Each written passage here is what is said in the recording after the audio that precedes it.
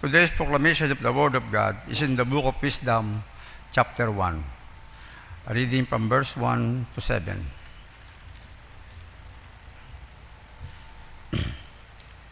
Love justice, you who judge the earth. Think of the Lord in goodness, and seek Him in integrity of heart, because He is found by those who test Him not, and He manifests Himself to those who do not disbelieve Him. For perverse counsel separate a man from God, and his power, put to proof, rebukes the foolhardy. Because into a soul that plots evil, wisdom enters not, nor dwells she in a body under the death of sin. For the Holy Spirit of discipline flees deceit, and withdraws from senseless counsel. And when injustice occurs, it is rebuked. For wisdom is a kindly spirit, yet she acquits not the blasphemer of his guilty lips. Because God is the witness of his inmost self, and the sure observer of his heart, and the listener to his tongue. For the Spirit of the Lord fills the word, is self-embracing, and knows what man says. The word of the Lord. Please stand for our responsorial psalm, Psalm 139. In our response, guide me, Lord, along the everlasting way. O Lord, you have made search me and known me. You know my sitting down and my rising up. You understand my thought apart. You comprehend my path and my lying down, and are acquainted with all my ways. Response. For there is not a way, for there is not a word on my tongue, but behold, O Lord, you know it altogether. You have hedged me behind and before, and laid your hand upon me. Such knowledge is too wonderful for me. It is high, I cannot attain it. Response. Where can I go from your spirit, or where can I flee from your presence? If I ascend into heaven, you are there. If I make my bed in hell, behold, you are there. Response. If I take the wings in the morning and dwell in the uttermost part of the sea, even there your hand shall lead me, and your right hand shall hold me. Response. Glory be to the Father, and to the Son, and to the Holy Spirit.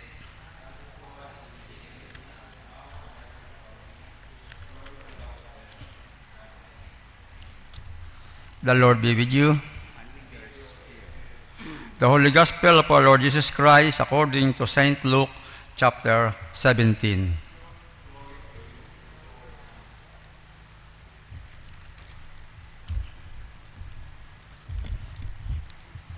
Then he said to the disciples,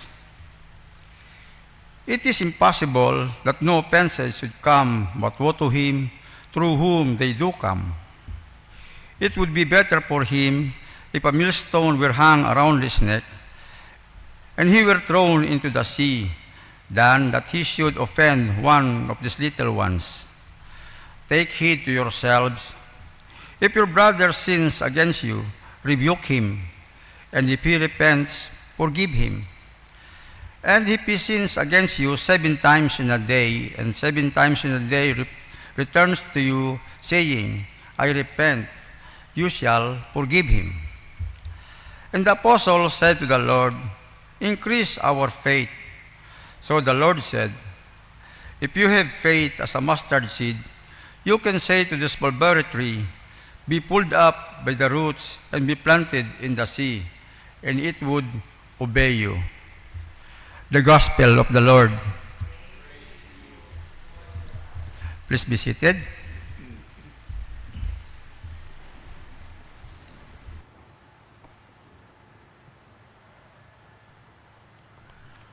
Our Gospel today talks about forgiveness and faith.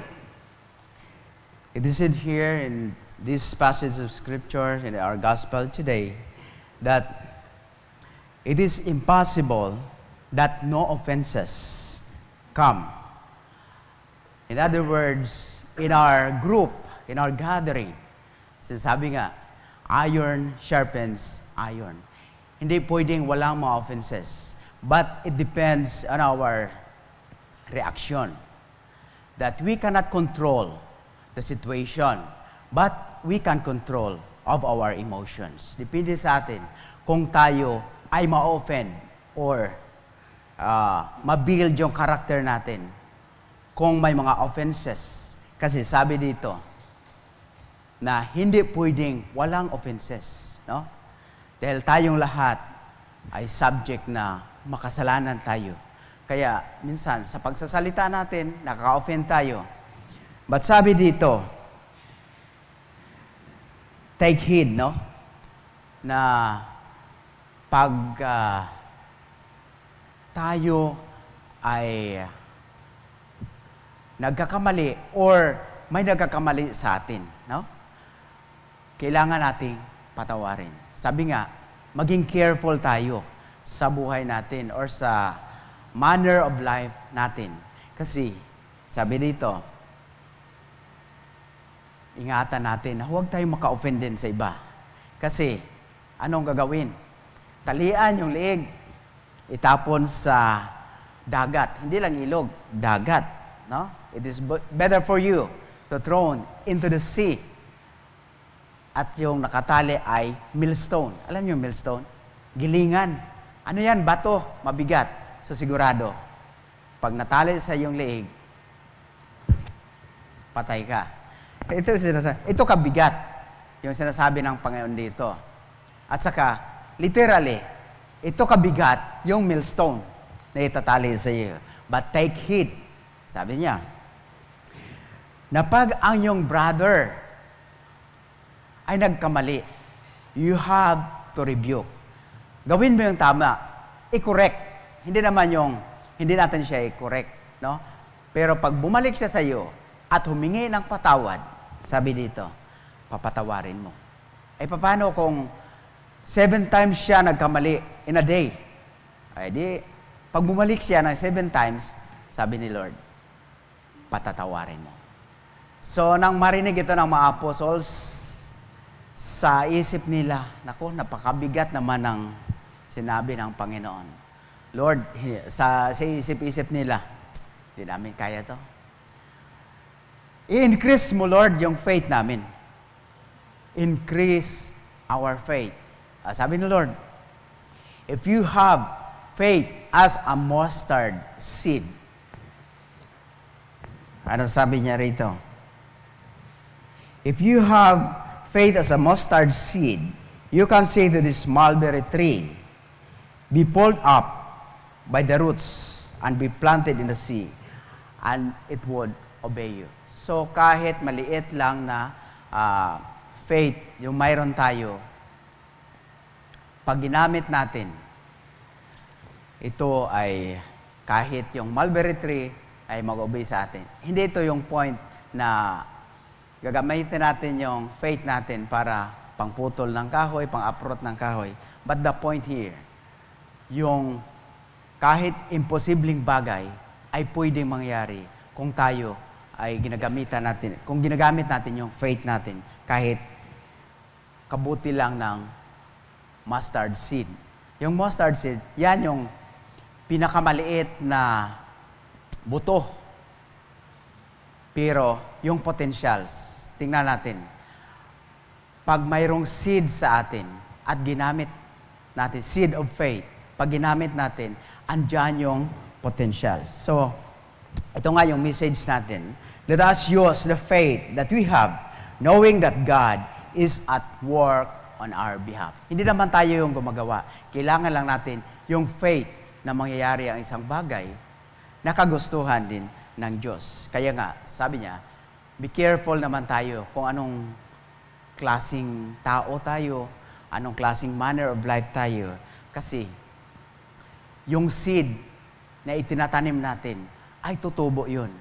Kaya nga, sabi niya na yung seed natin na itatanim, especially sa mga bata.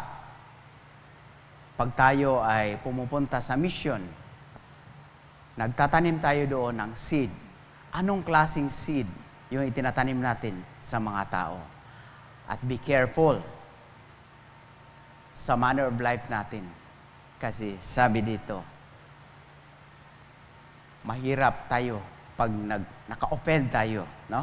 Maka-offend tayo sa mga little ones. Mahirap bawiin. So kaya nga sabi dito sa wisdom, to love justice. You who judge the earth, think the Lord in goodness, seek Him in integrity of heart.